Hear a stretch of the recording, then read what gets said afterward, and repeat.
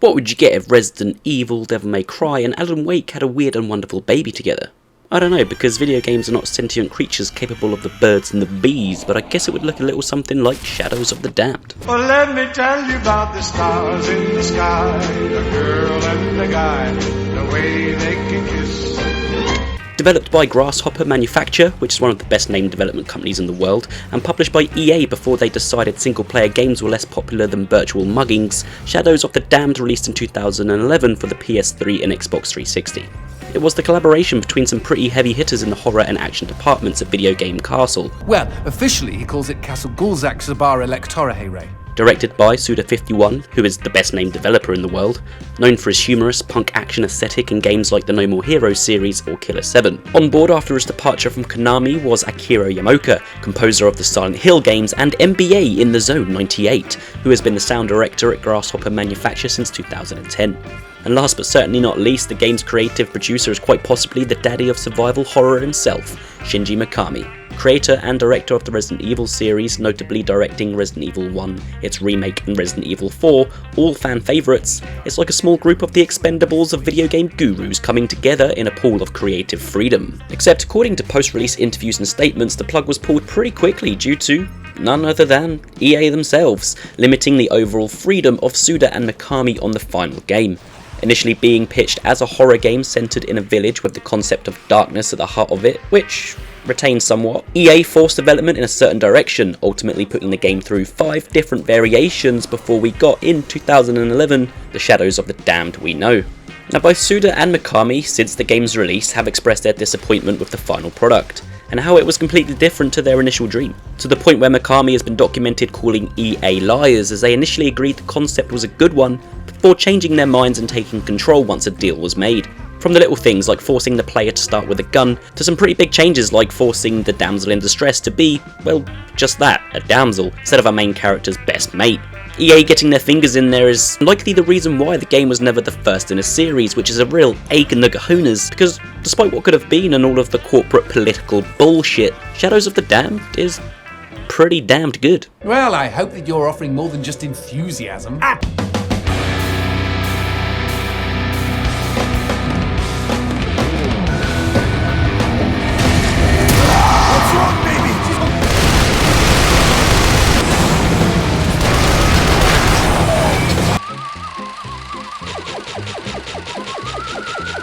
We play as Garcia Hotspur, a lady-loving cartel-looking demon hunter with nothing to lose except for his girl Paula and his Johnson. Johnson being his equally horny Stephen Merchant wannabe, retired demon skull companion who can transform into just about anything Garcia could want for his demon-killing responsibilities. Oh my god, oh my god, oh my god, oh my god, shawing! Now that is a big boner. Sporting black leather pants, a purple jacket and an attitude that will make DMC's Dante look like a good old Boy Scout, our story begins with Garcia killing a horseman thing before watching Paula get dragged into the Underworld by Fleming, Lord of the Demons who's had up to his damn eyeballs with Garcia killing all of his buddies because, yes, demons have feelings too, you know. Atone for your sins against me for slaying my legion of demons. With Fleming planning on making sweet love to Garcia's sweet love, naturally, Garcia jumps into the Underworld to rescue the girl and kick demon ass. A simple story. But who needs complexity when in return you have lingerie and some head whilst wielding a boner? This is going to be an adventure, our very own road movie. Shadows of the Damned is all about the journey, calling itself a buddy road trip into the underworld. What the game did well from beginning to end is keep me entertained with the bromance between Garcia and Jonathan. Whilst the mistake could be made that the script was written by a 13-year-old boy who daydreams a fairy tale of rescuing his first pubescent crush from a demonic managed castle written on the back of a homework book, it's genuinely funny and the dynamic between the two characters works well. I hate to say it, G, but your girl has gone mental. She's always been crazy. That is why I love her. But she never gets mad at you. Oh, she gets mad. One morning, after a bout of passionate lovemaking, she was making us coffee just to get a reaction. I told her I was married. You were being funny? Yeah, a practical joke, you know? Chicks love those. Garcia, being the hothead for violence, will do anything to get his Paula back, and this is portrayed well through his humour and crudeness towards the demons, and in the dialogue with Jonathan also. Garcia will tell of how he met Paula and reminisce of the past, which does lead to some surprisingly heartfelt moments. Nothing that's going to make you shed a tear, but despite the demon hunter persona, there is an angel within him. Nice human touches to what would otherwise be a very two-dimensional character. I just want to give up and die. Don't you dare give up on me, Paula! I swear I'm coming! Garcia, I don't think I can make it. Fuck! You dickwad! Jonathan, being the brains of the duo, is quirky and sarcastic, all the while making Garcia look dumber than he is. Throughout the game I came across some storybooks which presented backstories for demons we came across along the way, and the way in which Garcia reads the books, the struggling with the big words whilst getting excited about the plot, and with Jonathan helping and supporting him with his level 2 reading, says all you need to know about their relationship they have built over time. And the best of it is the wise-cracking potty-mouthed jokes they throw around throughout. It does give the game a very specific tone though, one that is very distant from the originally intended horror, and one that is more in the style of Pseudo51's previous works No More Heroes. Which makes sense as he is the writer of Shadows of the Damned, so you had to know what you were getting into with this game with its intended audience. This is not to be assumed of the work of Shinji Mikami from a tonal point of view.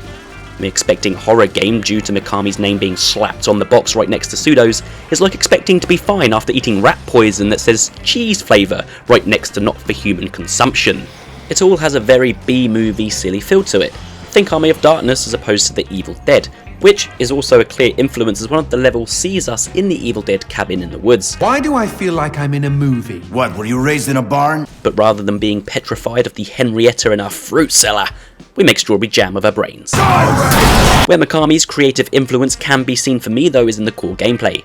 With Resident Evil 4 it could be argued Mikami made the over-the-shoulder perspective popular in shooters, or at least redefined it, and that is where the similarities to his other work show here in Shadows of the Damned. Starting off in Garcia's apartment, we are introduced to the basics of shooting, which is pretty solid, aside from some pretty clunky movement which can get a little intrusive when in battle. Aiming with the left trigger on Xbox and shooting with the right, we are able to walk and shoot at the same time, which is a small but huge advancement from Resident Evil 4, one that was implemented in 5 and 6 and many other games after that. We can roll, and with the click of A whilst aiming, do a 180 spin to cover behind. If surrounded, a button prompt will pop up which will allow us to turn and punch an enemy away before they grab you, followed by a satisfying blow with the skull cushioner and an even more satisfying comeback. Imbecile! Now the game is broken up into 5 acts, each act consisting of around 4 to 6 parts, all of which took me just a little over 7 hours to complete. The goal is to traverse through these demon residents to the castle as we are being taunted by a possessed Paula in an outfit she was definitely not wearing when we last saw her. Perhaps the demons have their own Ann Summers store here. The level designs are pretty straightforward, most of which take place in the village or surrounding areas. Forests with these creepy little dolls hanging from trees, sewers covered in you-know-what, towns, libraries and carnivals full of meat hunks. Although the locations may seem diverse, they are actually all pretty similar looking, and by the end of the game I did feel the environments were a little too samey. Doors are locked and guarded by these little baby faces who crave strawberries and eyeballs, any baby's nutritious diet, and I was pleasantly surprised with how much backstory and lore was added to each of these quirky features which helped with the levels. It's easy to just throw weird, unexplained bits and bobs in video games because, well, just because, but everything in Shadows of the Damned appeared to have an explanation, or at least an interesting and often funny place within the world. Red gems used for weapon upgrades are performance enhancers in the Underworld and are very illegal. Strawberries are in fact the fruit of the demons because they are secretly made from human tongues. First few levels see us in the streets with its crooked houses, pebbled roads and abandoned carts, lit by street lamps and candles. The whole look and feel of the Underworld reminds me of Devil May Cry, with admittedly a cheaper, lower budget feel to it. In fact, it is widely known that Devil May Cry, in which Mikami acted as an executive producer, was originally being developed as Resident Evil 4 before straying too far from that Resident Evil formula, becoming its own thing. This is what I imagine that original Resident Evil 4 idea may have felt like. The setting, the demons, Garcia himself, it's all reminiscent of Devil May Cry aesthetically, with a shooter approach as opposed to the combo-based hacking and slashing. Once we start shooting skinny gammy demons, we have a selection of a whole 3 weapons. We have the revolver, aka the boner, the shotgun, aka skull cushioner, and a machine gun known as the dentist. These are the only 3 weapons in the game. The boner, which is great for precision shots to the heads of weaker demons. In fact, a shot to the head will make it go into a Sniper Elite like slow motion close-up of the head popping, which only really appeared to happen with this weapon. Either it's the only weapon that did it, or the only weapon precise enough to pull it off.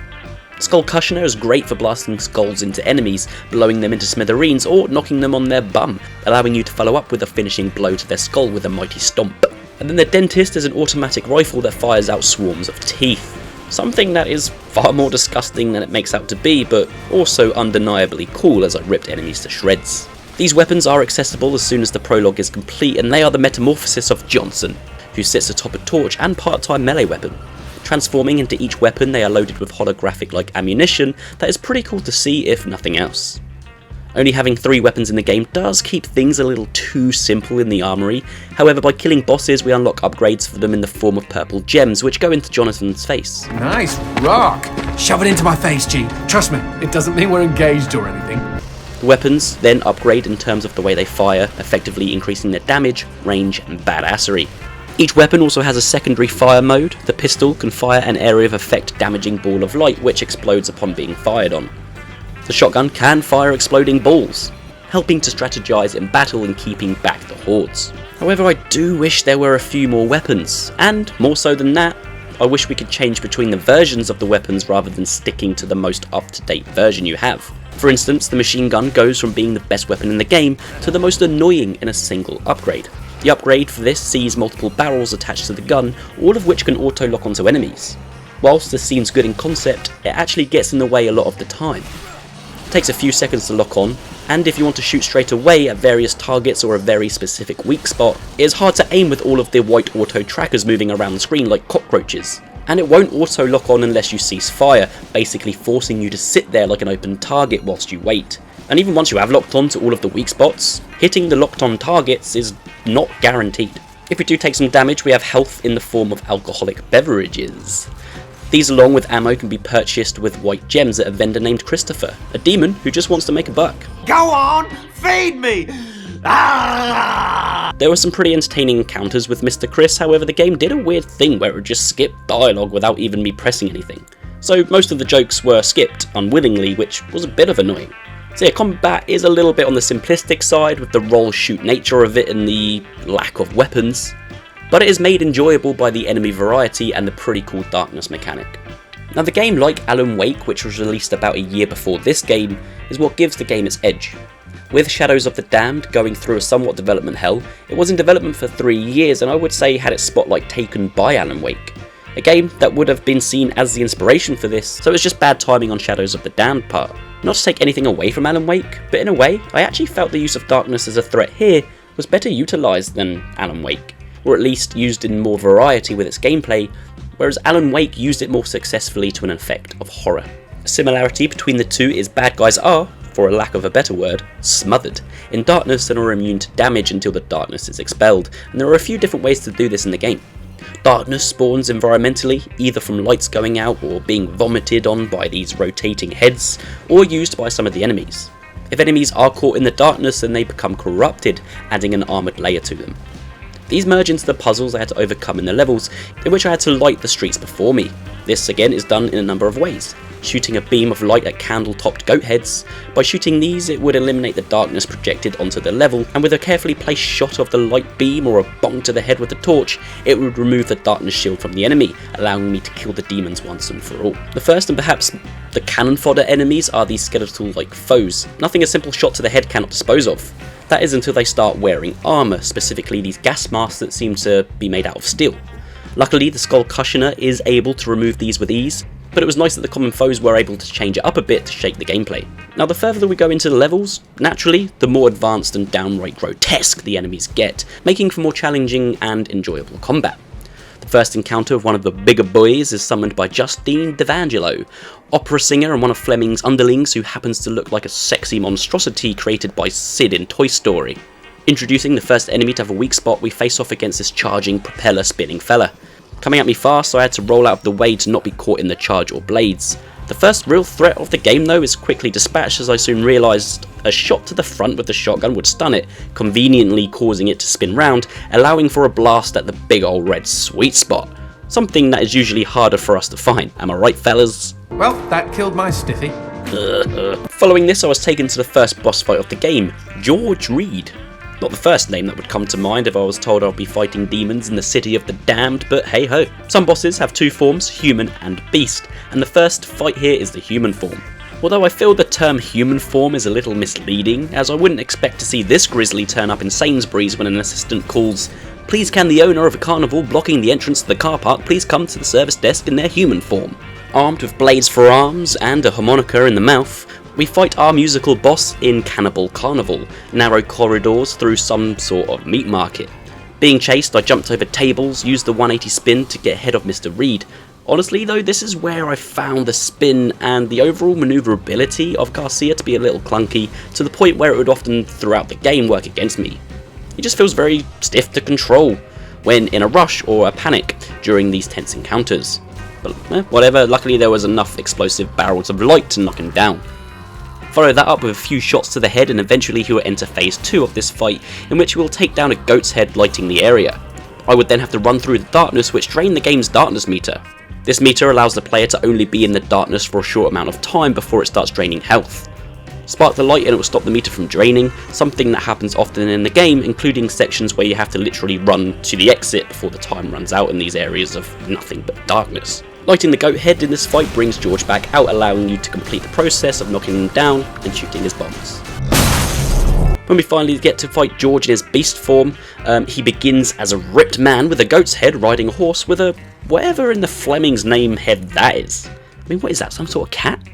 Either way, George is a pussy who eventually falls off his horse, becoming a giant in phase 2. Now what I like about both George Reed fights in particular is that it really solidified the fact that the darkness is the core element of gameplay here, that it can work both against you and for you, that it becomes quite layered in its creativity. Whilst the human form teaches us that darkness is to be feared as it drains our life if stayed in it for too long, the beast form teaches the player that in fact the darkness can also be used to our advantage. The weak spot of the boss is not visible to the player unless we are standing in the darkness, therefore forces me to stand in the threat to become the threat against the boss.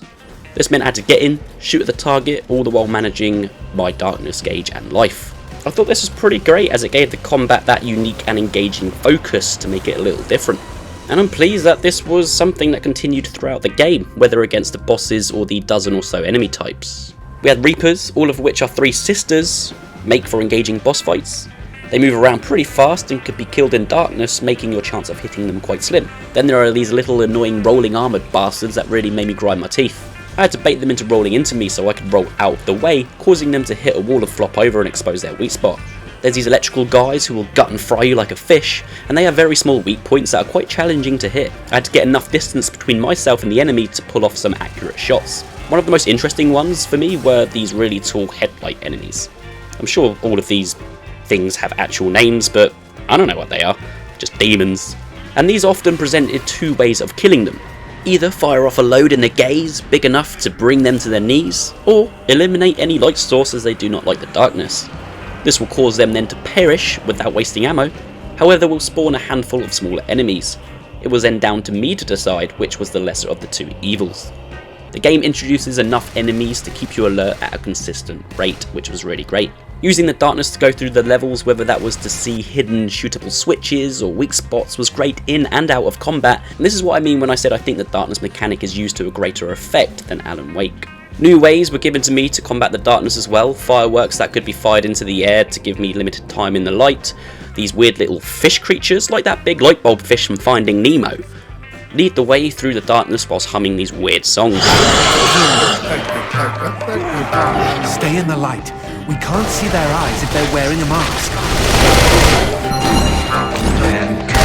This all helped prevent the game becoming stale due to the lack of weapons and variety in locations. Which now leads me, unfortunately, to a few moments in the game that left me totally bewildered. Act 4 seems like this is where time and or budget constraints come into play. Up until this point, the game has been consistent with its tone, its charm, and combat. Chapter 3 was a high point with its nods to horror films, the introduction to a new but brief character, a hunter looking for revenge, and some awesome enemy encounters and boss fights. Paula, who most of the time is possessed by a demon, starts coming after you in these chase sequences as well, and it's not often we would run away from such a sight. However, Act 4 sees some of the chapters within the act take on a different approach to gameplay. We begin Act 4 in this awesome neon town, inside of a dirty billboard as we are transported by calling a dirty hotline. A vastly different location to the gothic, dark streets of the City of the Damned, which presented the opportunity for a nice change of scenery. Wielding a massive boner, literally, we take these giant beasties down, and yeah, it's funny for about 30 seconds before it becomes a boring stationary shooting gallery. More notably, we follow up this with some chapters, including the boss fight against the kinky opera singer, in the style of a 2D fairy tale-esque storybook backdrop. The first time it happens is pretty cool, I guess, but it soon becomes tedious and actually affects the pacing in a bad way. The 2D levels are basically just a slow version of that bird game everybody played on their phones, and it sucks.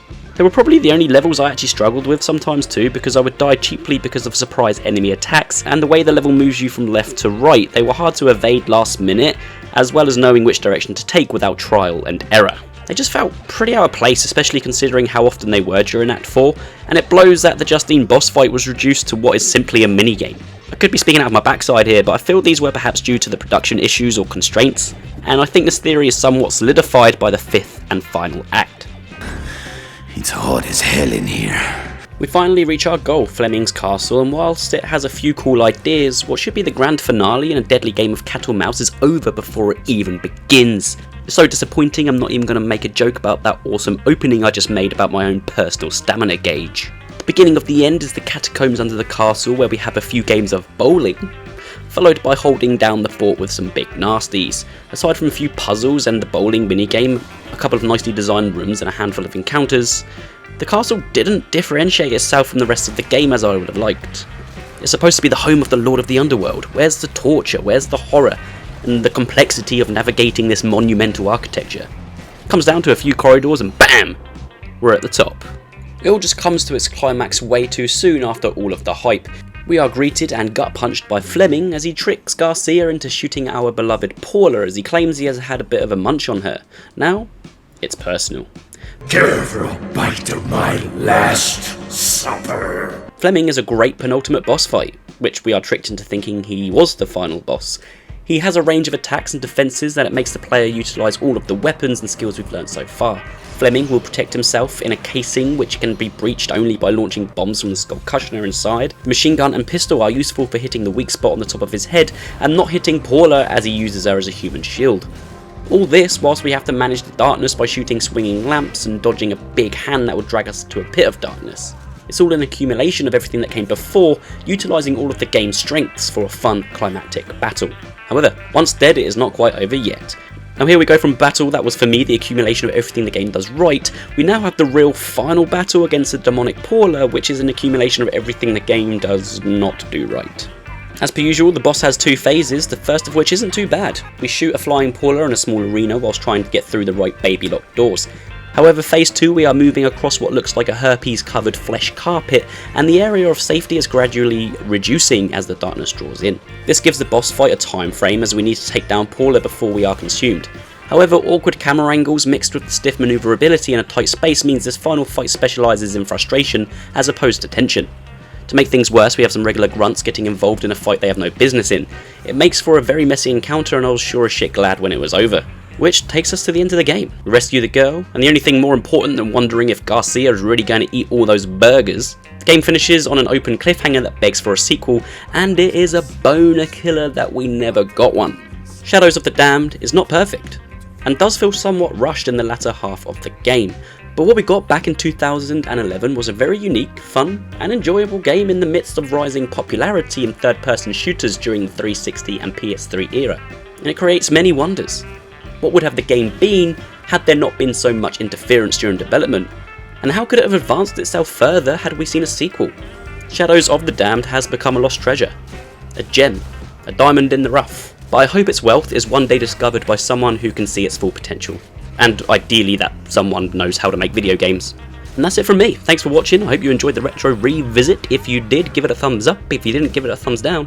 Let me know in the comments below what you liked, didn't like about the game, and consider hitting that subscribe button, and see you on the next one. I will carve my name into your flesh. That name is Garcia Hotspur, hunter of demons and slayer of cabrons like you!